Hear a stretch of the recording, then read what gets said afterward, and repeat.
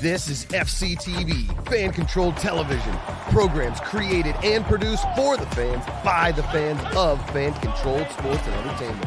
As always, power to the fans. And now, it's time for the show.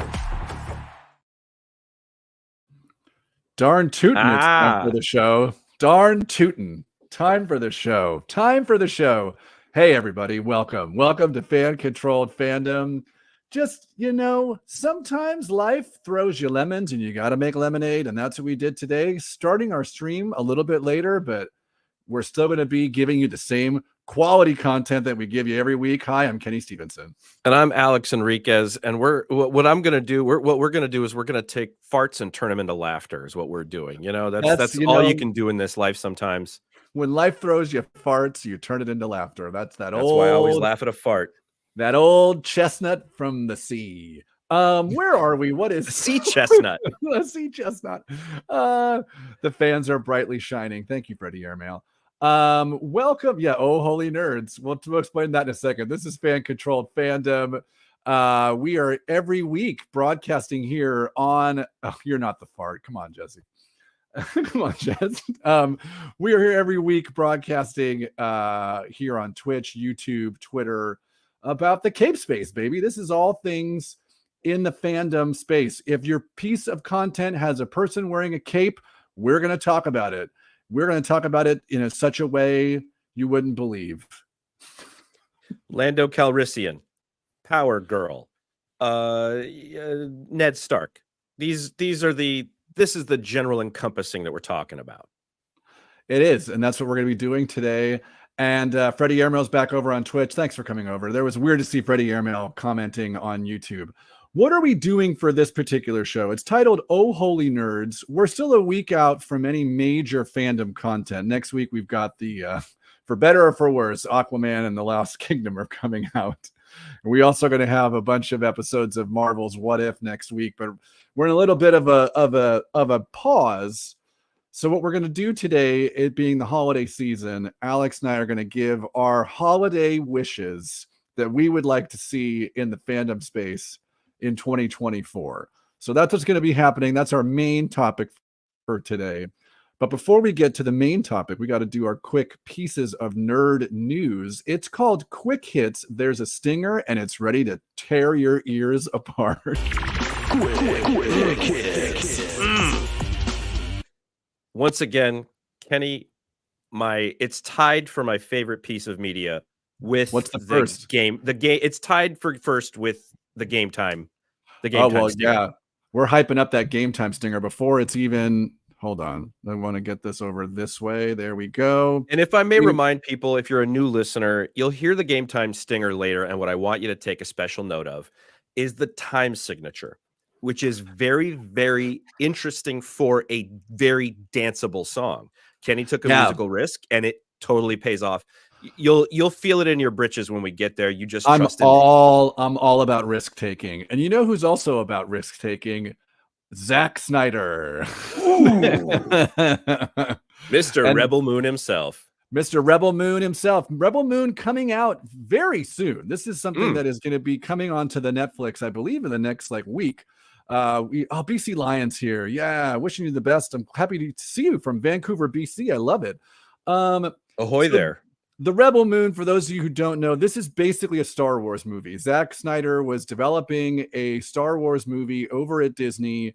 It's unclear whether the project fell through or he left or whatever, but it didn't make it. And then he was like, you know what I could do? I could just find a replace on this script and take out Force and come up with something else. And you make it my own thing. And that's what he did. He wants to make it into several parts. The first part's coming in December. The second part, I think, is coming in April. Not that far. It's not even I think it's less than 6 months before part 2 comes out. He announced this week, for some whatever reason, that he has a part for LeBron James in a future Rebel Moon movie. I don't quite understand what this means. Maybe there'll be a version of basketball in this world where there's a superstar named Jabron Lames or something, but probably not that, but probably that. And that's that. But here's the thing. Anyway, you go ahead. I got thoughts Well, about this. I was going to say, just to give some context. So they had the premiere this week, and at the premiere, Variety asked him, and he said, we have a sort of an arc for this storyline that is a little bit longer because it's split into 2 parts. But he says this movie will end, yes, and in April, as I said, you'll get another one, which is a really even crazier than this one, which is saying a lot for Zack Snyder. I think it's going to be really fun for audiences to be able to quickly get this second installment. And then beyond that, we have a few more ideas up our sleeves. So that'd be fun. We have the dream cast. I have embarrassment of riches. To dream bigger than that just seems rude. I think if I could get LeBron James in the movie, I know that sounds crazy. I'm just saying, but yeah, we'll see as the story evolves. Like, just, okay, man. Like, okay, sure, dude. Okay. Like, sure, dude. Okay. Like he's just walking around being like, I can do whatever I want. I'll put LeBron James in my movies. I don't know, dare me. Well, no, I don't think he's saying that at all. And that's the worst part. Is like I kind of like him. He's just like dreaming big because he's a big dreamer. I like Zack Snyder as a man, a person who is. Oh, I'm sure he's a wonderful human being. Yeah, his creative output is questionable to me. I don't connect with it really well. That's the right answer. We need Zack Snyder in that we need people that are out there that studios are willing to take a fairly big risk on. You know, like this is brand new, big budget science fiction IP that Netflix is like, sure, go nuts. And that's the only way. We've said this plenty of times on the big broadcast. That's the only way we get a new Star Wars or a new Superman or whatever is people taking the risk and creating new stuff. And so I hope this is great. And in fact, it just kind of popped into my mind that we missed out on the Josh Trank movie. I think it was the one with the Josh robot Trank girl. Star Wars movie? No. He made a Netflix science fiction movie. Like these are genre projects. These are generally that we could have done in this. Well, maybe we'll do it next. Well, we're doing Aquaman next week or Rebel Moon, one of the two. But we can always go back, baby. Time's a flat we could circle. double it up. I think what happened with the Star Wars thing, the story was that he had been hired by Lucasfilm to develop a 7 samurai Star Wars film. But I think when Kathleen Kennedy went into the, it's his bold, dark vision, she went into the writer's room and they just had a banner that read, Darth Vader says piss in this one. They were like, I don't think they lost confidence. They lost confidence in Zachary. But the bones of that idea are what becomes Rebel Moon. So the bad guy's going to take a piss at some point. It's a question I always think, we don't ever see him go to the bathroom, and they all got to go to the bathroom. I mean, everybody poop. Mando episode 1, the refresher. He does talk about that. But everyone poops. There's a whole book about it. Who else poops? This is not it. Here we go. Hold on. Transition. Everybody brace yourselves. Everybody. It's not a smooth transition. Who else poops, Kenny? Everybody. Kenny. I'm just going to go ahead and ask you if you've watched the new trailer for The Dune Part 2. I actually watched it while last night while the what's their face, the Chargers were taking a dump. Oh my goodness. Sorry about that, Kenny. Well, you can't win them all, and if you're a Los Angeles team, that's quite often. Yeah, that was a rough one last night. But more importantly, I did see the trailer. It made me very excited. Oh my gosh, this movie, Dennis Villanueva, if he can, Danny Quesadilla, if Antonio, former Los Angeles mayor Antonio Villaraigosa can do one thing. The guy can paint a picture with film, man. I mean, it is just what this film. There's that shot of someone wants to know when football's coming back soon. Football's always around the corner, my man. Always. Antonio Danny Quesadillas. Fantastic. Disgraced mayor and cinematic auteur Antonio Villaraigosa. No, there's that one shot. Whoa, what happened? Oh my God. I don't want that. I want this. There's that way one. Better for me. There's that one shot of the soldiers there waiting, and like through the dust comes a bunch of giant sandworms, and I'm just like, could not get my wallet out fast enough and start throwing my money at the TV. I want this immediately. Yeah, you got to stop doing that because you're always having to buy new TVs because they It's get tough. your wallets keep making impact with the delicate screens. I have They're a not the very big Zenith sets anymore. I love at least a 25-pound weighted wallet. It's just it's just how I roll. It's to compensate for your bad back. It is. I don't know what that is, but It yeah, balances you know out. what? Actually, what really excited me was the reminder that Zendaya, I can't ever It's say her name. Zendaya. It's Zendaya. Zendaya, has a way more prominent role in this one. And I think Yeah. that from the first moment I saw her, I was so taken with her abilities as a performer. She's a very, very kind of natural sort of performer, whatever she's doing. She's got that moxie, baby. She really does. I mean, you look at the stuff she did on, like, she can do SNL, she can do Euphoria and everything that demands of her. And then, she's going to do, I mean, she's not Princess Irulan, is she? No, she's Chani. Chani, that's right. You're the same character she was in the last one. I can't remember the names. There's so many people. Fade Routha, Princess, Dustin Sands, all the different people. Yes, it's a thing. We get two. Yeah, Frankie Desert. There's Johnny Grains. There are two big characters that show up in this movie. Fade Routha.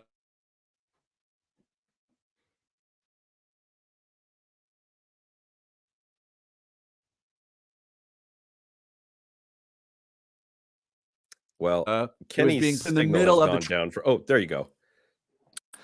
Well, you know what? I got to tell you, I've had just major fights with Spectrum Internet this week. They've been out to the house, and they were here at the house yesterday and promised me that it had improved, but it has not. And so they're actually they have to bring somebody from. They apparently have a construction division. They have to come to my condo and apparently go through the walls because the wiring in the walls is bad. But they did say that, like, they were able to do some things to juice up for the time being, but we'll see. Here's what I'll say in response to our question earlier. In fact, you want football to come back faster? Call Spectrum and get them to fix Kenny's internet. That's just the first step, I mean, of many steps. But you want to bring back football faster? We got to get my man's hooked up with some regular people internet. I mean, DSL, something. Yeah, give me a direct. I'll even do like some dial-in, whatever. Dial-up's probably better than what I got going on right now. Anywho, two big characters coming on to the Dune in the next one. Fade. You just went out as you said, Fade Routha, because I think he's being played by Routha again, Austin. God, yeah, there you're back. Good Lord. Well, I'm glad that we had like 12 minutes of solid streaming before everything. That's from everybody calling Spectrum right now. Probably trying to get my help. Yeah, appreciate it. Yeah, I did say Fade Routha, played by Austin Butler, and I was going to do a whole joke about how I thought it was funny in the trailer. There was a full 30-minute cut of him singing "Don't Be Cruel" while fighting in the arena.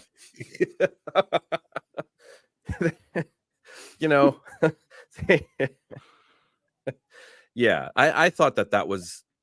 It's a choice. I'll go ahead and say it. It's a choice. But you know what? Let's see how it plays out in the rest of the movie. One thing's for sure, Danny Quesadilla, he's got his eye on the ball. Yeah, Fade Routha is a wonderful character. He's kind of relentless. I love the casting choice. And then Princess Irulan is being played by, Florence Pugh. Love her. Put her in Florence Pugh. Put her in anything. I'm into it. And her character, this is the thing that's crazy. Her character in these books is not, she's basically the person who introduces every single chapter with a quote. She's like reading from the book of, Paul Atreides' book by the Princess Irulan. But there's some stuff that goes down in this book that is very interesting. That's counter to kind of what is being shown in the trailer. So for those of you who don't know, and I won't do too much spoiling, there is a time jump in the book. And there are some people who are noticeably absent from what we've seen so far in the trailer, specifically some younger folk. So we'll see how that works its way into the movie when it comes out in March. You know what? Danny Quesadillas is once again weaving a complicated tapestry, and we can but wait until we can cloak ourselves in the entirety of it. Oh, what the web we weave, at first we practice to deceive, or something like that. Manja. Adam Driver. Did you see Adam Driver host SNL this past I saw week? some bits and pieces. That dude's real. I love that guy, man. He rocks. Come on. He rocks, man. He's so good. It's you know, he only really has like, I mean, he was kind of funny in Girls, but you know, they haven't really cast him in like a straight comedy. The closest he gets is there's a rom-com that Daniel Radcliffe was in called What If? And Adam Driver plays the like funny best friend in that, and he's just freaking wonderful. The man's so funny. But one of the things that, you know, we've talked about the rise of the Skywalker many a time on this show, and how it's, I was just looking today. Today is the 6-year anniversary of the release of The Last Jedi, a movie that was really good. A movie that was really good, that we've talked about how much we enjoyed it. And we got the rise of Skywalker thanks to, you know, 4 guys in their basement, like getting a bunch of bots to dump on the movie because I can't stand a woman being front facing in a film. And so we got a big change. And in an interview this week, Adam Driver was on the Rich Eisen show, and he said that talking about the Kylo Ren and how Kylo Ren was eventually redeemed as Ben Solo in Star Wars Rise of Skywalker. One of the things that's kind of like a hot button issue in the fandom is the fact that like they kiss at the end. he and Rey kiss. And in regards to that, Driver said, I had an overall arc that in mind that JJ wanted to do. His idea was that Kylo's journey was the opposite journey of Vader, which is where I thought this was going, where Vader starts the most confident and the most committed to the dark side. And then by the last movie, he's the most vulnerable and weak. He wanted to start with the opposite. This character was the most confused and vulnerable, and by the end of 3 movies, he'd be the most committed to the dark side. I tried to keep that arc in mind, regardless of that wound up not being the journey anyway, because it changed while shooting, but I was still focused on that. And my response to that is, yes, that is 100% where we were going. Like, and that's the biggest criticism. And I'm going to talk about this a little bit later during the recommendations. The biggest criticism that I have, I think we both talked about the Rise of Skywalker, is just like shoehorning Palpatine into this thing where he was not there, when you very clearly, especially Rian Johnson, like set it up like, hey, I set it up. Kylo Ren is going to be all powerful. I've cleared the road for him. I got rid of Snoke. I've cleared the road. He is now the big bad, period, end of story. And then for whatever reason, they decided to go, well, no, let's get Palpatine in there. And that's clearly where they were going. It was very clear to me. So to hear him say that and to know that that's not what we got is, you know, it just throws a little more salt on that wound, you know? Well, yeah. And it's also weird that, you know, he says that this is a cycle that JJ had come up with, and then JJ gets to close the thing out. And in the middle of closing it out, switches, which I personally don't have a problem with it. Like, I just kind of take it as it comes. But I get what people are saying. And it is interesting to me that you do have all that runway clear in front of you to just make him the big bad that needs to be defeated. And you don't take that. But it also points to how seemingly obsessed JJ was with making these things look, feel, seem, and sound like the first ones. Yeah. And I think there's, I know somebody who worked on Last Jedi, and, they were discussions about tone and how, like, we're not going to, like, The Force Awakens was really kind of like followed, not just tonally, but also for a lot of things, basically like the plot of the first one. And Rian Johnson specifically didn't want to follow the plot of Empire Strikes Back, but he wanted you to leave Empire Strikes Back with this, Last Jedi with the same feeling, which is of like doom. Like we have no hope, which is like at the end of Empire, like Han has been taken capture, the rebels have been crushed. Like there just isn't a lot of hope other than that we just know Luke is okay. And that's basically where we are at the end of Last Jedi. They've fully decimated most of the resistance, except we know that Rey has gotten somewhat more powerful. But I love this idea of this parallel, like this, Kylo Ren started weak and then had an arc overall that was leading to him to become more and more powerful. Remember in Last Jedi is when they started like force timing with each other instead of FaceTiming, like talking something we've never seen That's before. great. I've heard that somewhere else. I'm not going to claim that. But I just think it just left a lot on the table, and it's weird to me that was set up by JJ, and then to hear that it wasn't like delivered, and instead. And here's the thing, like, do I like character-wise what happened with Kylo Ren? I'm conflicted on it to this day. Do I like visually like those scenes? Do I like when he like was fighting the Knights of Ren and like Rey like sent him a lightsaber via the Force? Like that stuff was all cool looking, and like Exegol is still like all cool visually. I just don't know if like the math ever makes sense in my head with it. It just doesn't work. Yeah, it is very, very, very convenient because he shows now if they had planted this seed thematically from the beginning, like there'd been a battle, like even beyond him killing Han, that if that seed some regret for the second movie. Spoiler alert. Oh, get over yourselves. Yeah, you just that it comes out of nowhere. We talk a lot about it, about the idea of earning things, and maybe people feel like the turn isn't earned. Yeah, no, I feel like it isn't. I feel like there's just a step. I don't know. The thing that I always point to is that I read a review of Rise of Skywalker where it says that basically JJ tried to make films 8 and 9 with just one movie.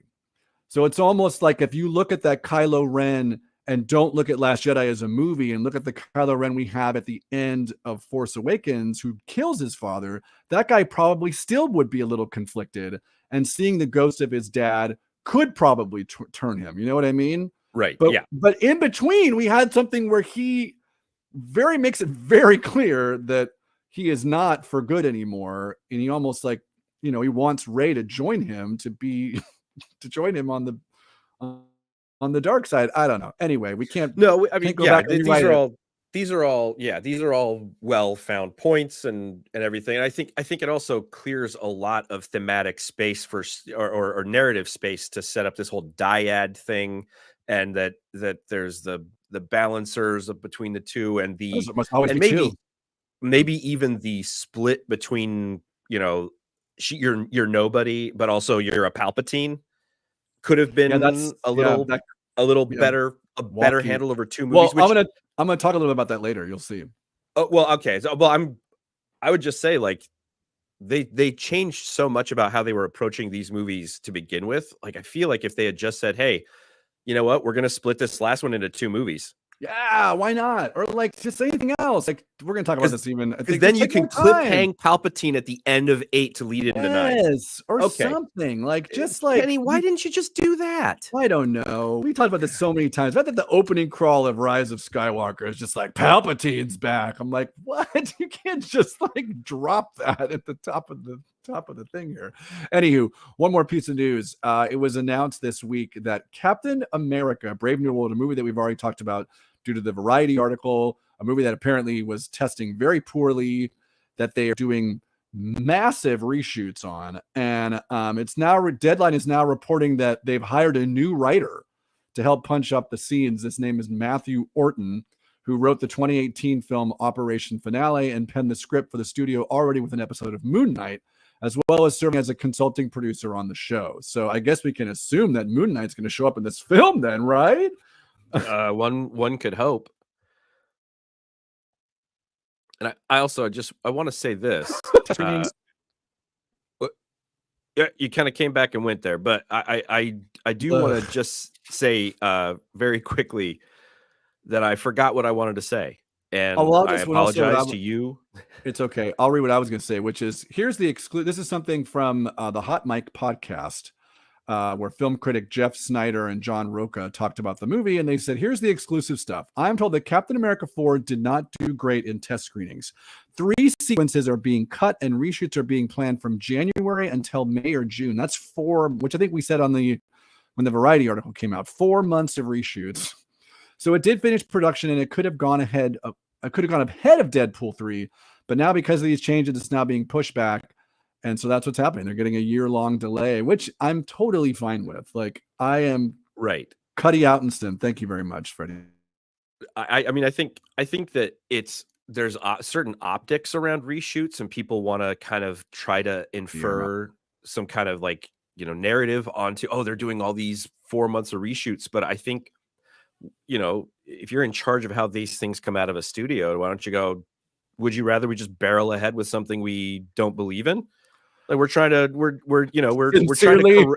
trying to correct this as best we can, because we found out there were some gaps. And also, sincerely, Warner Brothers. Yeah, exactly. But like, I think it's okay. We're gonna wind up with whatever we wind up with, and it's gonna be fine, or it won't, and we'll all be alive, and we'll talk about it here on Fan Controlled Fandom. And we'll talk about it here on Fan Controlled Fandom. Yeah, this to me is this kind of ties into some of the stuff I'm going to talk about during the main topic. So why don't we just say that we've finished the quick hits, and let's go right to, we're on the Fan Controlled Sports and Entertainment feed here on Twitch. We are on YouTube, on Twitter at the moment, wherever else you can stream this. Thank you for watching. But we like to give at least one piece of sports news on this broadcast. And Alex, you usually take us out to the paddock, which I know they're not in season right now. So where are we going today? Well, just because there's no racing doesn't mean there's no news. And in fact, in advance of the now former Sauber Alfa Romeo team becoming the Audi F1 team starting in 2026, the new title sponsor of the team is streaming platform Kick, which is joining the online betting company Stake, making the new name of the team for the next 2 seasons the Stake F1 Team Kick Sauber. Back to you, Kenny. Amazing. You can't see me. Can you see me now? How about now? I can see you now. See me now? You did another one of those like little delay things. God almighty. I should make my sports thing At this point, quick. I'm just trying to surf it. Yeah, just strap in, baby. I was not prepped for this at all. So what? I usually can think of something off the top of my head, but there's nothing really like breaking in my sports world at the moment, other than like the Lakers are playing okay. Arsenal won a match and lost a match. And I don't know. I don't know if you NFL anymore, but how do you feel about the late breaking news of Chargers coach Brandon Staley being released after last night's round? Like this. This is what I will talk about. Yes, I am this season. I have not been watching the NFL for many reasons due to the treatment of Colin Kaepernick. But this season I decided to kind of watch a little bit. So I do watch a little bit of my teams, the Rams and the Chargers. And I don't ever want to see somebody lose their job, but this guy needed to, he lost the team. There were too many games this season where the Chargers were in it. And then when you can't keep a team dialed in and connected in for entire 4 quarters, you've lost the team. So there was too many games this year where the game was lost in the second half, and you got too many good players to it. You with Justin Herbert and Keenan Allen and Austin Eckler, for FCF owner Austin Eckler, you should be able to crank out at least 7 wins by just showing up to the park. So, but that's great news. I love it.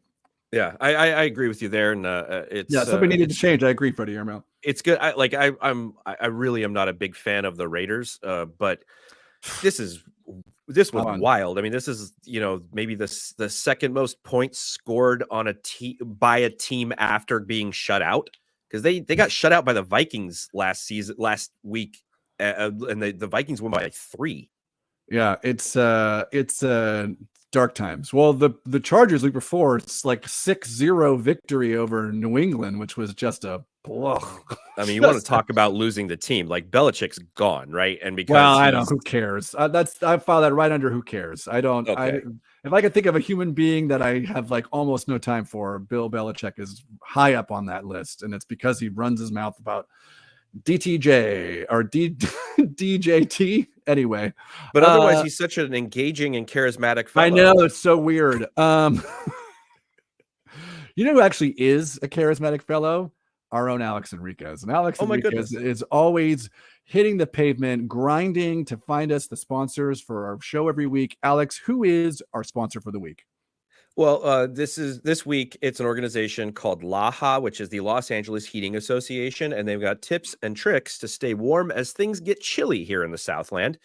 So, number one, they say have a trained professional check all pilots on your heating devices at home, especially before you restart them. You can probably leave your overcoat at home, but try to make sure you have a sweater, especially in the evenings. And lastly, for this ad break, they say they're looking for an eco-friendly indoor heat source. Small indoor fires are the way to go. Just put some wood in a bucket and throw some old oil-soaked rags in for a fast and toasty roaring fire. And again, Fan Controlled does not endorse any of the statements made by LAHA, the Los Angeles Heating Association, but they've got tips and tricks to keep you warm as the Southland gets a little cold. Yeah, I feel like that last one is under tricks. I don't know if that's a tip, but that one. No, that's a trick. That's a trick. But it's a small. If you keep that indoor fire small, that's the trick. With those oil-soaked rags. That makes it fast. I know, that makes it burn real quick and hot, so we get a real quick heat there. There's one thing you want from heat. It's speed. It's quick. You want it in and out, baby. I want to get my body, I want my core temp up, and then I want it right back down. It's almost like, the Swedes haven't figured out, because the Swedes, they go sauna, and then they do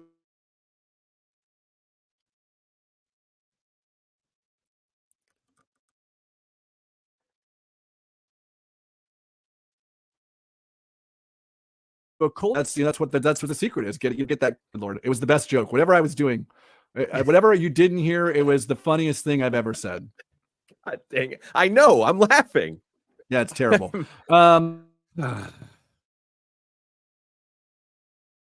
But let's call this show Oh Holy Nerds, because again, the holiday season is coming up, and we wanted to give like our holiday wish list, things we would ask Santa for if you're somebody who celebrates Christmas. And these things would be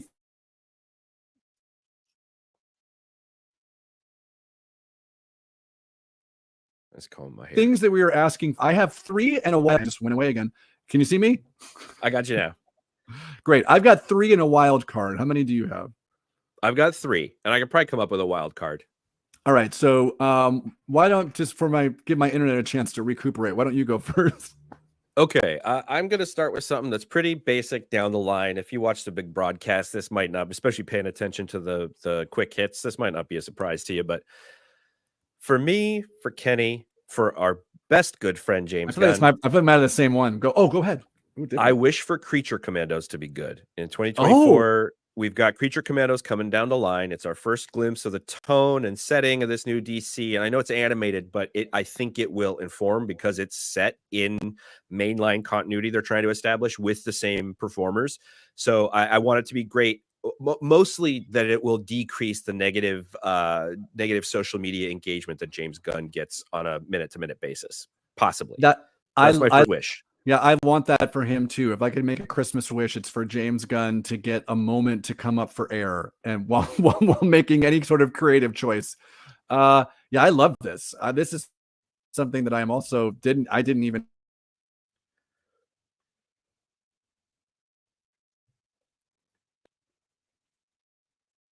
have this on my radar today. But hello, am I back? I got you back. Oh, God Almighty, this is a real struggle today. I'm a hero for making this happen. You really are. Thank you. No, I do think there is something to be said that this is like the first official. Do I need an emergency co-host? Freddie Airmail, we may. So just be on standby. The first official James Gunn kind of thing that he has made since taking over the DCEU. This is interesting. I definitely feel like, and the fact that it's animated, it's been said that it's not going to be like family-friendly animation. This is adult animation. We do need more heroes. Thank you, BC Lion. You know what I mean? We need more. I feel like there's the fact that this is going to be an adult animated show by James Gunn. Done. That sounds fantastic. And in fact, it's the one point upon which I will take umbrage with the late great Tina Turner. I do think we need another hero, because she said we don't, right? She said we don't need another hero. But we definitely do beyond the Thunderdome. We absolutely do. We don't need to know the way home. All we want is life beyond the Thunderdome. Yeah. Which I did not see a Thunderdome in the Furiosa trailer, which was very disappointing. You know what? We'll see. I think the director of Babe Pig in the City has got plenty of tricks up his sleeve. I think so. No, I love this. This is a great wish. I wish for this as well. My first wish is very broad, so strap in, all right? Strap in, baby. I love that's the show name that I've given for Freddie Airmail. All right. For my first Christmas wish, and I have it written, I'm on a different tab, so let me know if you lose my feed at any point. Okay. Right. My wish is for Marvel, the Marvel Cinematic Universe, to get back on track. I just want them to get their mojo back. I think we love the MCU here on the big broadcast, and I definitely think that the instinct now to slow down on the content is the right one, but I don't want them to take the train off the track, meaning I don't want them to stop building this universe of characters. Because here's the thing, Alex, I don't know if you've looked this up, but I looked this up today. There is only one MCU movie slated for next year. One. And it's Deadpool 3. Yeah. But Deadpool 3, can you see me? I can see you. Am I gone? Great. You're good. Great. Thank you. Deadpool 3 is the only movie that's slated to come out this year for the MCU. And I think that's a good thing, because it is going to be a huge hit. It is going to have all the cameos and weird Goo-Ga cameos that we thought we were going to get in something like Multiverse of Madness that we did not. But I feel like also kind of did. No, I mean, we did and we did. You know what I mean? Like going into Multiverse of Madness, people were saying that like all kinds of people were that this was the movie we were going to get all the Fox mutants and everyone, the X-Men are going to be in this movie and this and that, and Deadpool. All right, you just went for me anyway. I don't know. I'm just going to keep going. Gosh almighty. How about gosh almighty. Oh, there we go. Nope. Hold on. Here we go. Thank you very much. Am I back now? You're back. How about now? Now you're all. When I said gosh almighty, that's when I had you back. What was the last thing you heard? That we were thinking that the multiverse of, I think what you were saying is something I agree on with you on, is that Multiverse of Madness we assumed was going to be how the Fox X-Men universe was going to be introduced and made, like basically multiversal implications would have more. Multiverse would have more implication on the MCU as a whole. Basically, we thought that it would, and maybe it did. I mean, that is how the next thing happens. And wait, no, never mind. Strike that. But I just 100% agree with you on this, and I think that maybe Deadpool being out, the only thing is like they could potentially make that the thing that has all of these. Well, I think that's very clear. I think that's what's happening. I think that's what with Deadpool we're definitely getting, like, because it works. Like, I think James Gunn actually made a comment this week about like doing cameos for cameos' sake in content is not worth it, basically. And it's even referencing, the Flash and their own titles that Warner Brothers, but like Deadpool, because it's so tongue-in-cheek and it's constantly self-aware, you can do stuff. You can bring in all the Fox people, and because literally in the last movie he went and killed the version of Deadpool that's in X-Men Origins Wolverine. So like, and he calls like, Josh Brolin was Thanos. There was the Thanos joke at the time in that, but there was all, so like did bring in everybody from Fox and have them all show up. And some people will probably stick around. I'm sure they'll probably introduce a couple of actual mutants that'll actually like stay. And and I think this is actually like because there's a lot of runway. There's only 3 TV shows that are confirmed for next year, and only 2 of them are live action. Echo, which starts next month, and then they haven't announced a date for Agatha Harkness, but that's the other one. And then the Spider-Man freshman year, and that's it. Like Ironheart technically is done, but there's been no announcement as to when that's finished principal photography, but we don't know what that's. So there could be only 3 live action shows. So there's just like, there's a lot of runway here for them to, I don't know, replace Jonathan Majors, introduce stuff. There's all kinds of, there's a little space here this year. In the meantime, we're kind of left dangling after the major implications of the end of Loki and the end of Marvels. And there's huge range of places you can go from there. And then not a whole lot of places, like you announced, you said that, the things we've got coming in the TV space, like Spider-Man freshman year is in a kind of a contained continuity. And so is Echo, even though it's going to have Daredevil, it's not going to have major MCU implications both ways. So, yeah, I mean, until you hit Deadpool, where you can maybe literally reset all the rules and then have Ryan Reynolds look into camera and literally tell the audience what the rules are. And then go from there. And he'll have to like button it with like ball bag at the end. Yeah. Because it's Deadpool. Does anybody have a headache bigger than your mom's butt or something? Like just a shade off of Jim Carrey. Exactly. Oh, isn't that special? And Dana Carvey at the same time. But here's the thing: Ryan Reynolds and Jason Bateman were in that movie, The Change Up or whatever. But they too, they're both very much, they're these guys. They're because Jason Bateman's, this is where he is. He kind of operates. But then Ryan Reynolds is also kind of right here. You know what I mean? Like they're very much like ballparky, and that was probably dynamite casting by the people who decided to make them play counter to each other. I feel like Ryan Reynolds is this, and Jason Bateman is this. He's more like okay, big guy. Yeah, well, okay, there. Why don't you go ahead and why don't we back it up a little bit, okay, there, guy? All right. Yeah. But then there we go. We got it. We got that. We did it. So yeah, that's my wish. I would love to see Marvel. They've got some runway here. They've got some room. There isn't a lot of pressure. They've got kind of a slam dunk movie coming out. They've got some low stakes TV coming out. Like this is a chance for them to kind of like take their time, figure it out. We don't have to like crank this stuff out to where we get, baby arms and, stuff. 50 million articles about the VFX and She-Hulk. You've got some time and space here. Well, I think that, I speak for myself, the fans generally, and say that I hope that the gift child brings that to you this year.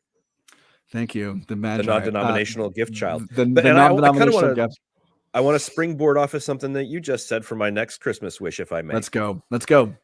All this Sturm and Drang about and conversation online about VFX and all this stuff, and especially like people's incessant need to broadcast their BS opinions. I mean, not us, but like I was just saying, as spoken by 2 people broadcasting their BS opinions online. But hey, I don't mean us. You know what I'm talking about. I would say this, that broadly, my usual 24-hour-a-day Christmas wish is that the billionaires get a couple of ducats taken away from them. Love this. And I think that the only people that all this fractiousness and chaos really benefits are the people who run internet companies. They all this conversation, all this hair splitting, all this toxic ownership just really is, it keeps eyeballs on platforms that funnel money to people we shouldn't be funneling money to, like Elon Tesla and Mark Facebookberg. But I would say my more specific wish is that I wish for people in the next year to adopt the term, not for me. And instead of going on a 12-paragraph takedown of the prequels or a 9-part YouTube series on why Marvel's is woke, just go, hey, it wasn't for me. I'll catch you on the next one. Because you're taking money right out of Mark Zuckerberg's pocket. I absolutely love this. And if there is a person existing in whatever sort of post-life existence you think exists or believe exists, I hope that person heard every word of what you just said and uses their Christmas magic or holiday magic to make their winter solstice magic to make that happen. Because yes, holy cow, imagine how different our lives would be if you went on to anything on the internet and didn't have to hear 45 opinions about, like why the Marvels is woke, or, I didn't care for this, so I didn't like this, so now I have to make sure that everybody else is so unbelievably taken down by my opinion that nobody else wants to have any sort of part of this. And instead just being like, it wasn't for me, and then go out and touch grass, man. See some stuff. Talk to some people. It's such a great feeling to have the highs without the lows. And when it comes to the things that you like that are your kind of affinities or hobbies, you don't need to have lows to have highs. You could just go in, see something like Godzilla -1 and go, this was amazing. What an experience. And it stays with you, and you keep talking about it and keep thinking about it. But then you see something like The Flash, and like the stuff that sticks with me about The Flash is the stuff that I found funny talking to you about, which was how I built a positive experience out of something that was largely negative. But none of that stuck with me, and I left it where it was. And especially with something new on the horizon I can look at, like, I don't know, positivity, or at least not negativity. Hope. How about just being like hopeful that, like, new hopeful. Oh my goodness. What if we could be a moisture farmer on the the desert planet of Tatooine? You know what? Actually, my favorite what if premise is it's just the cover is an adult pointing at the viewer, and it says, Marvel's, what if you didn't? What if you weren't? Freddie Airmail says, but at some point you got to be able to filter out those voices if you're so assured and you're in the right. Social media for so many people has killed the ability to self-validate. That is true too. I agree that we've lost the ability to be able to check in and be like,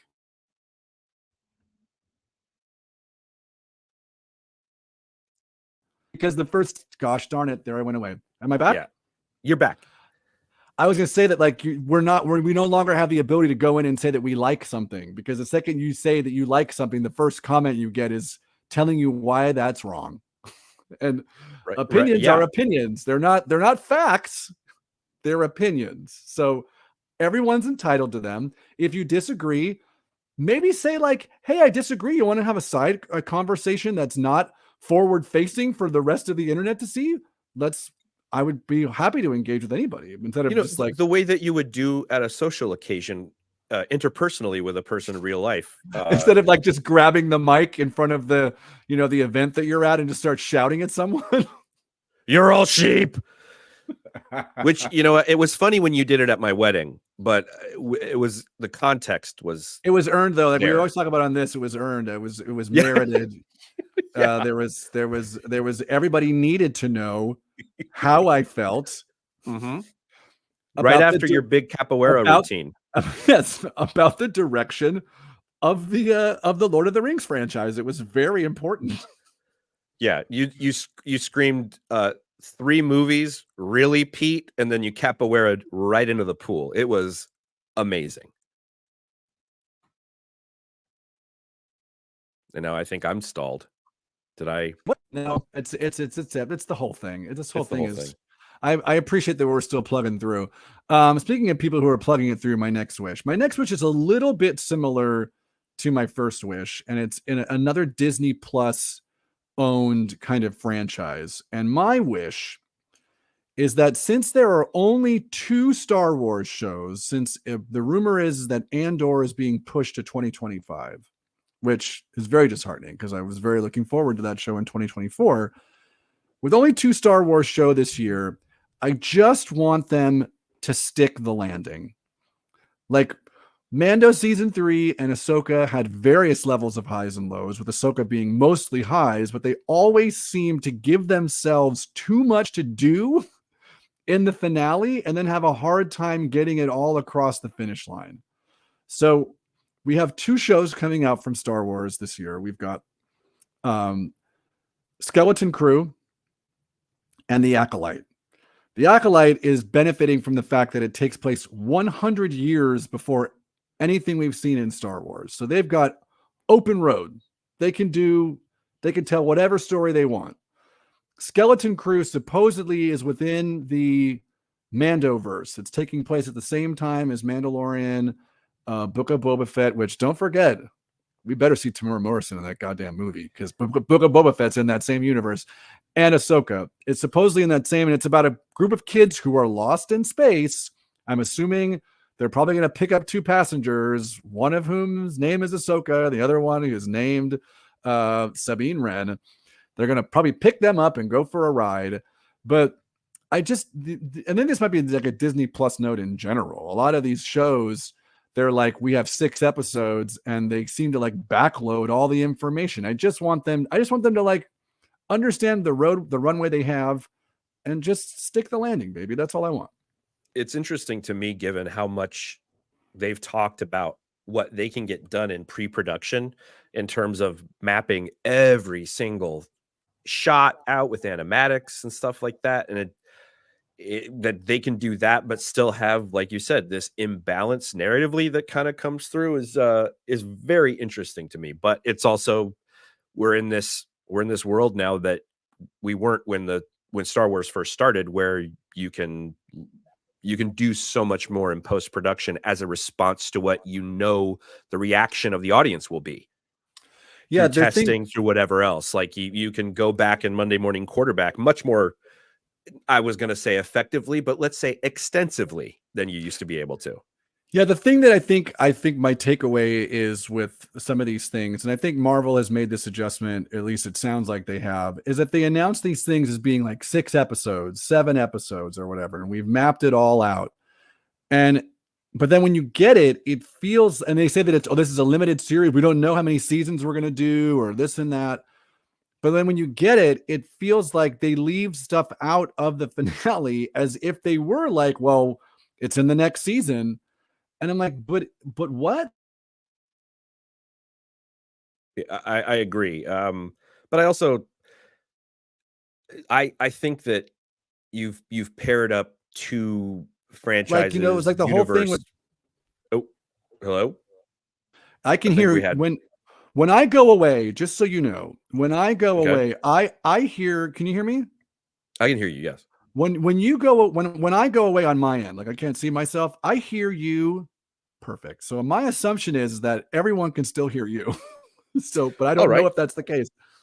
I'll keep plugging along. I was going to say that they're different amounts of offerings, but with regard to pairing up the MCU and the Star Wars universe as places you would wish to see some more consistency, Star Wars overall has been doing such a better job, especially through, I think, like Ahsoka and Mandalorian season 3 had far fewer little hiccups in them than Obi-Wan and Book of Boba Fett did. No, for sure. I don't want to shortchange what we got. So Freddie Emerald says we've not lost your feed the whole time. So you're always on. I'm the one who goes away, which I think is kind of better for the fans anyway.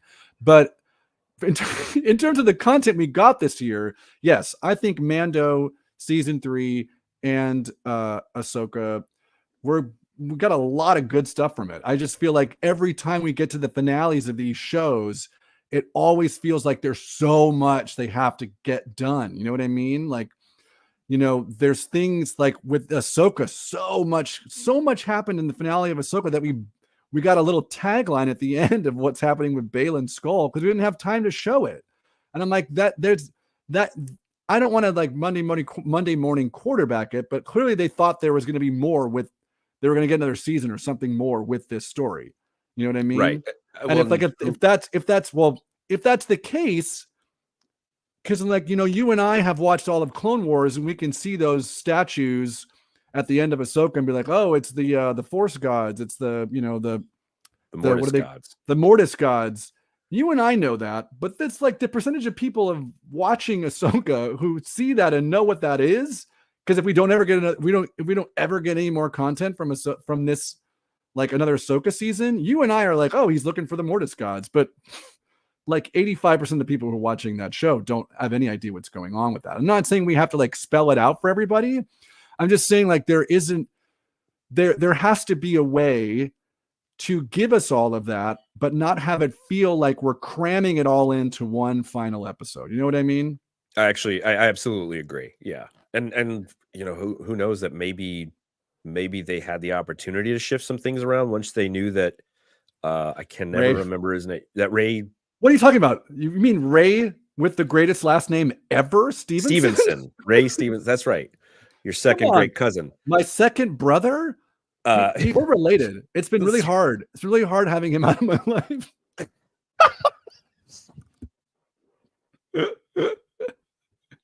You were at the funeral. You were at the funeral. All right. Just want you to remember that, okay?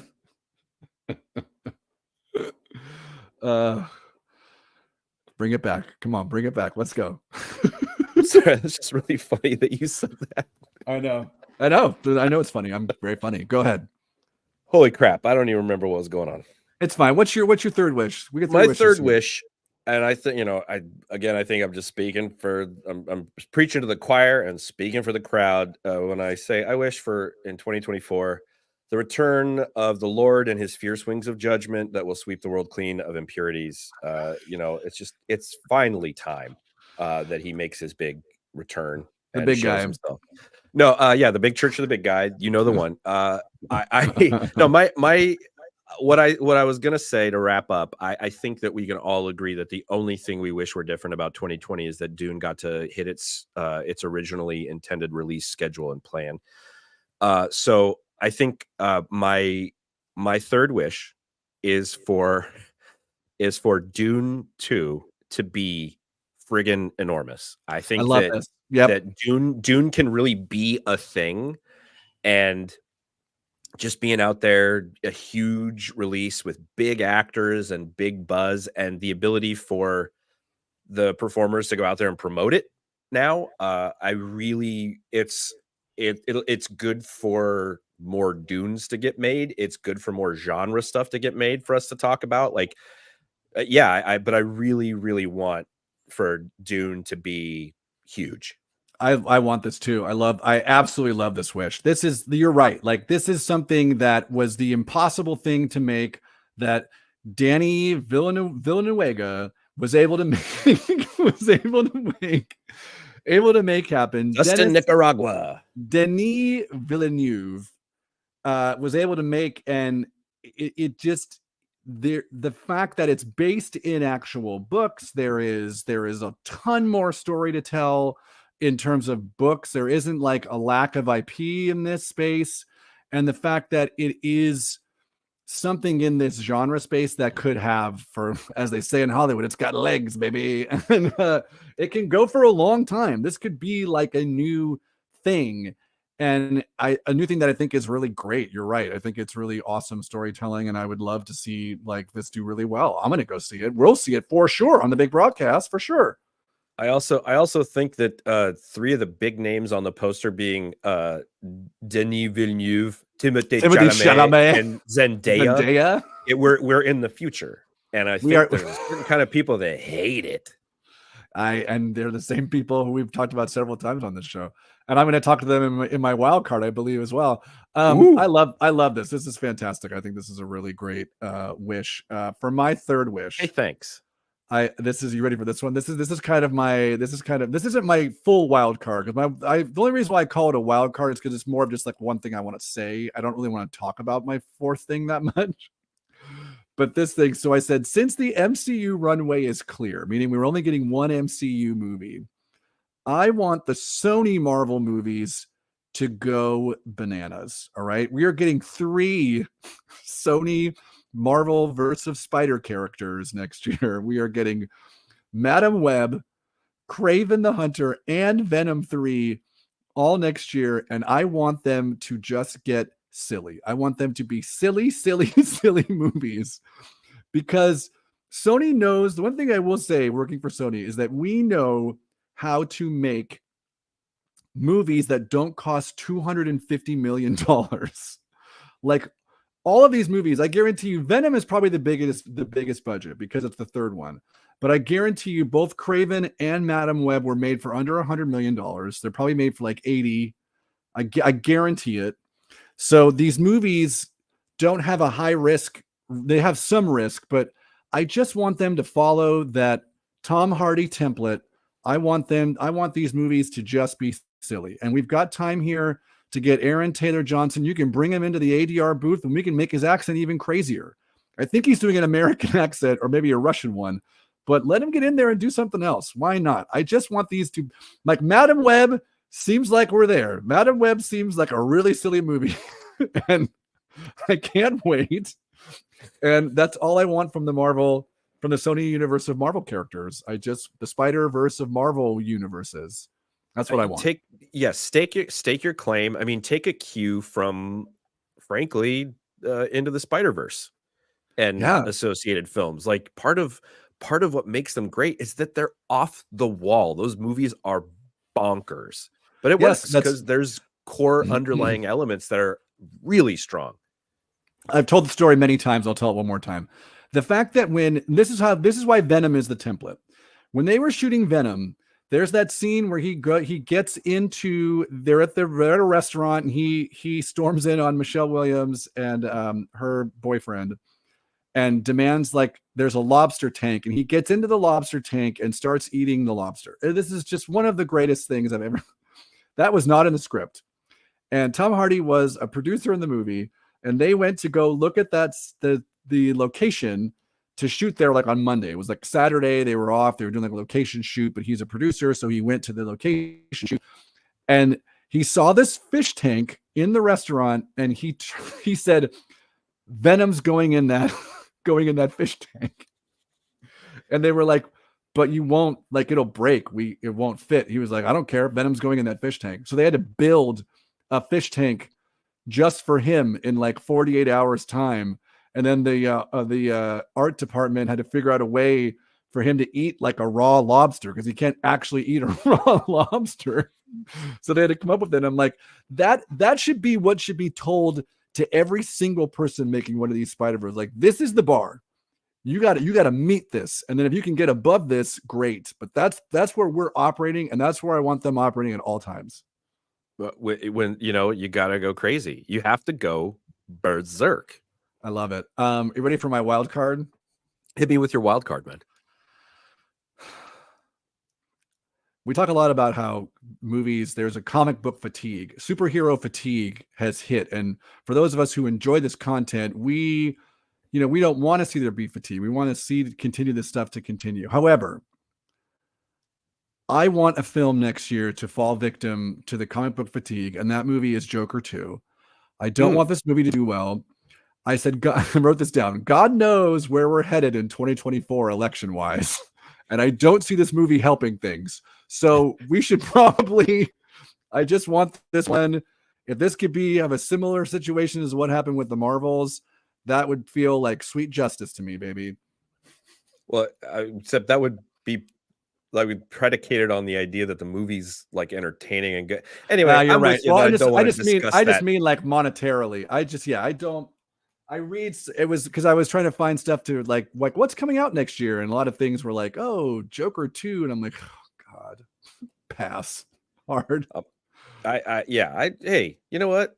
We still got Danny Quesadillas out there on the horizon. Danny Quesadilla, Antonio Villaraigosa is bringing the heat. You know who else is bringing the heat? Alex, with your next ad read. Let's go. Well, again, we're hearing from the LAHA, the Los Angeles Heating Association, with some tips and tricks to stay warm as things get a little chilly here in the Southland. They say a sweater is a cute and effective way to keep smaller pets warm as well. They say check on older neighbors who may have greater difficulties when the weather is chillier, which is a good tip. And then thirdly, this ad break, they say need a quick bit of heat to take the chill off in the morning.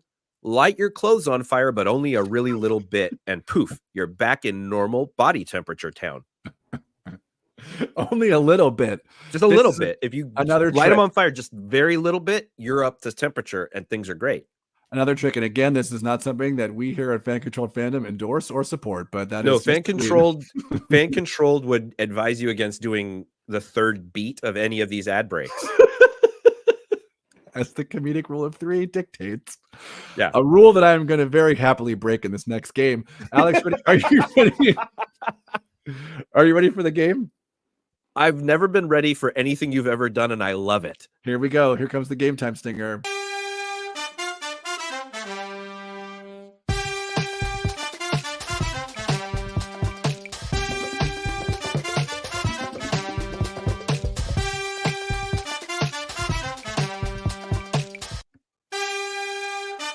Oh, I had it clean there, and then I hit the button again.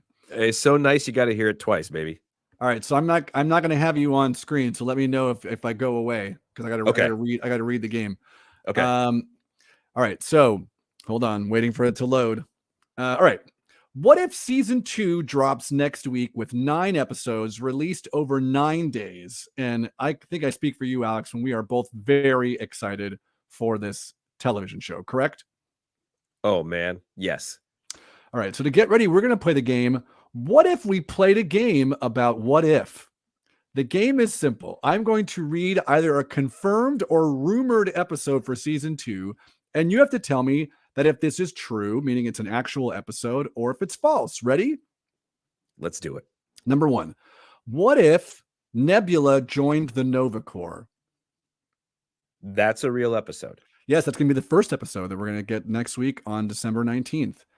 What if Happy Hogan saved Christmas? Yes. That is true. We're going to get that, I believe, on Christmas Eve. Number 3, ready? Hit me. What if Thor didn't use his hammer to overcompensate for his small penis? I'm gonna say that's not an episode. That is not an episode. No. Okay. Ready for the next one? Number 4. LFG, baby. What if the Tesseract landed in, and I'm probably going to mispronounce this, Haudenosaunee Confederacy before the colonization of America? That is an episode, and what I'm very excited to see. I'm very excited to see that. Well, yes, that is an episode, right? Number 5, you ready? Yes. Oh, but you weren't, because you went away for a second, so I'll keep talking. And in the middle of this, I'll just say... I'm waiting for it. Am I back? Am I back? You're back. Hello? You're back. Oh, yes, you're back. All right. All right. So did you hear? All right, here we go. Number 5. You ready? Yes. What if the Avengers stopped obsessing over the question, does Scott Lang's shrunken penis have the same strength as the rest of his appendages? Sorry, I killed them. Does Scott Lang's shrunken penis have the same strength as the rest of his appendages? I'm going to say that's not an episode, mostly because there's no way to measure penile strength. Yeah, sure. That's definitely it's definitely true. It's false. I'm waiting for the feeds to sync up on my end. Are we back on the same wave? I got you loud and clear. All right. Great. I was just mostly inferring because his arms had the strength of an ant, and I was wondering if they thought that his penis would have the same strength. All right, you ready for the next one? Hit me. What if someone finally stepped up and asked if Wanda Maximoff has kids and Vision is the father? Then does that mean that when Tony Stark and Bruce Banner made Vision, they took the time to give him functioning sperm? That is an episode. That is an episode. Right? It is. Yes, it's very much. Yeah. Functioning testicles. I mean, there's definitely a scene in Age of Ultron where they cut it out where it's like, they're talking about relative weight of the testicles and like, yeah. And like how much they make them so they contract and expand from temperature and like how like nanoparticles and stuff. Nanoparticles. I love it. Ready for the next one? Hit me. What if She-Hulk and Hulk weren't cousins? Wink, wink. Oh yeah, that's the one I'm most excited for. No, that's actually not happening. That's not a real episode. Ah, dang it. Ready for the next one? Hit me with that. All right. What if? Oh, all right. I gotta take a deep breath for this one. What if John Walker told Yelena Belova that she should smile more because he would totally do that, and she kicked him so hard that he got a boner because he would totally do that as well?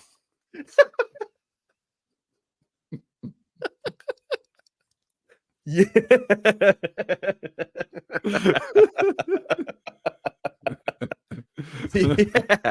Yeah, all of that is stuff that not only those people would do, but is going to be in a what if episode I'm excited to watch, right? That is true. That is very much going to be an actual episode. John Walker telling Yelena Belova that she should smile more because he would totally do that.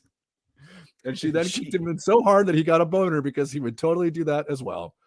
I would like to thank Twitch, YouTube, and all of our broadcasting partners for just broadcasting, my broadcasting partners saying the word boner. Thank you very much. Are you ready for the last one? Let's get it. I've got 9 because there's 9 episodes, so I got to make sure we get, we keep you guessing what's going to be real and what's not. Okay, ready? Okay. Yes. Another deep breath. Can you hear me? I've got you. All right, here we go. What if that guy who was standing in that field in England after Nick Fury kissed his Skrull wife comes out of the bushes and asks Nick Fury how humans and Skrulls have sex, and Nick Fury tells the guy, and the answer is even worse than any of us could possibly imagine. Yes, that's the finale of season 2. Oh no, it's not actually. No, it's not. Ding dang it! Ding dang it! I thought I had you on that one, but you had me. I did, and that was What If. We did a game about what if. Oh, capital! What just a joy, a time. It's a lot of penis jokes for the time where we go. Now is the time where we segue from penises, talk about comic books. This is the Hoopla recommendations, where we recommend Hoopla. You go on to the website, the app on your phone, your iPad, you can put in your library card and you can check out digital comics through the years. It's amazing. And we have recommendations for you every week. Alex, do you have a recommendation for the folks? Yeah, it's World's Finest, Huntress and Power Girl volumes 1 and 2 on Hoopla.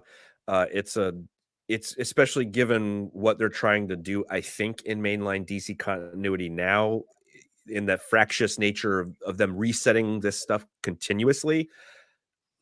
I don't think most of the things you'll read about in these books still holds true continuity wise, but interesting attempt on DC's part in the year 2013 to kind of integrate these characters from alternate realities into the main continuity.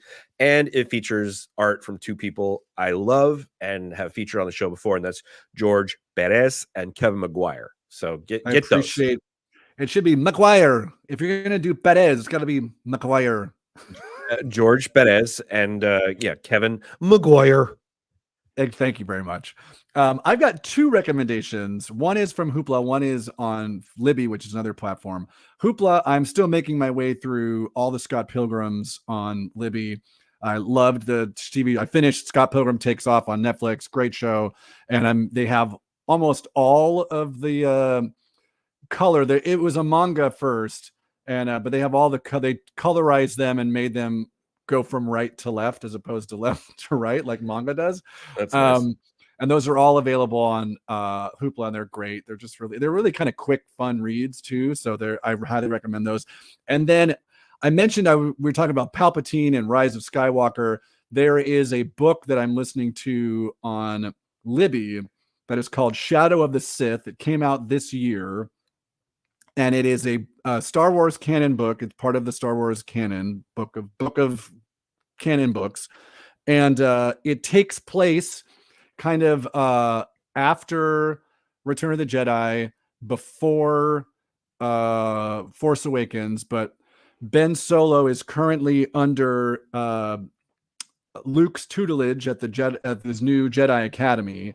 And Luke is in this. Lando Calrissian is in this. But most importantly, Rey is in this book, young Rey, who's like only 5 or 6, and you learn about her father, who is basically a failed Palpatine clone. And there's a lot of talk on he escapes from Exegol, so there's a lot. They're kind of filling those gaps in whatever JJ did by doing this. This book is working to kind of make more sense.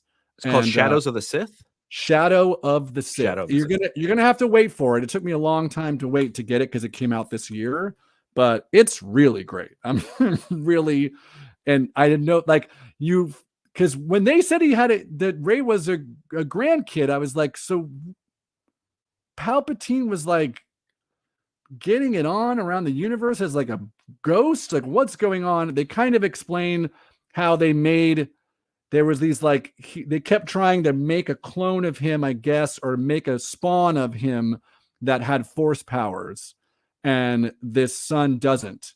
So, but he's able to escape off of Exegol. That's as far as I've gotten. But it opens with like Rey and her parents like escaping Jakku. So I guess she's going to end up back at Jakku at some point. But I love that. Is he called Shriven Palpatine Jr.? no, unfortunately, his name's like Datham, like Jason Statham with a D or something. Jason Statham. I'm definitely going to check that out. Check it out. It's really fun. I'm enjoying it. We have one more ad read, right? From Laha. Laha, the Los Angeles Heating Association, tips and tricks for you to stay warm as the Southland gets a little chilly. So the cold may activate asthma during physical activity. So make sure if you are inhaler dependent that you always have it with you during the season. Heaters can make the air in a home very dry. So make sure that you're hydrated, drink water, try to deploy humidifiers if you're able. And thirdly, some people are drawn sexually to the sensuous dancing they see within the beguiling and coquettish licks of flame and sparks of ember. Be careful and appreciate fire from a distance. You can't actually have sex with it. So that's tips and tricks for you this winter season from Laha, the Los Angeles Heating Association. I have two thoughts. First of all, okay, who would have thought in the last like 10 minutes of the show we would have just gone full blown like elementary school level sex jokes? Second of all, I love the it's very well written. It's a thing you should not do. Whatever that last recommendation is, you should not do, but very well written. The coquettish nature of fire. I love that. That's very descriptive. I will say this is 1/3 beat that you can probably hold to because it does say true. You appreciate fire from a distance and that you can't actually have sex with fire. This is true. Freddie Airmail says we are out of fan control. That's very true. Freddie Airmail landing the bird as usual. Thanks, bud. As usual. So, this is the point of the time we check in with our dogs, see what our dogs think. What did your dogs think of your holiday wishes for 2024? Lupo is just very excited that he got to wear his very cute reindeer Argyle sweater. He was trooping around the neighborhood, very proud. Everybody was like petting him, telling him how cute he looked. So that's the holiday season has officially begun in the Enriquez household. Oh, I love it. Yeah, my dog was sitting next to me this whole morning while I was writing up my wishes. So she was very intrigued. She's, which is crazy because she hasn't been that involved in a lot of these Marvel and Star Wars things that I watch on TV. But she was I think, especially when I was talking about this, the Sony Marvel movies getting really silly, she was like, yes, I very much want that. If I may conjecture, maybe she's not keyed into the particular things you're interested in, but when you were talking about your hopes and dreams, all the way there. That's very good. I like that. That's a good way to think. That's a good way to think. And you know what? We did it. Another show in the books, baby. Well done. And according to your numbering, which I think is correct, this is show 52. I know you're right. We have now officially done a full year's worth of content. Look at that. Yeah, you know what? Take a bow. I'll take one too. We'll both take a bow. And you know what? I think everybody over there at Fan Controlled should take a bow. Everybody, you run a tight ship. Everything looks great. I'm proud to be associated. And when is football coming back?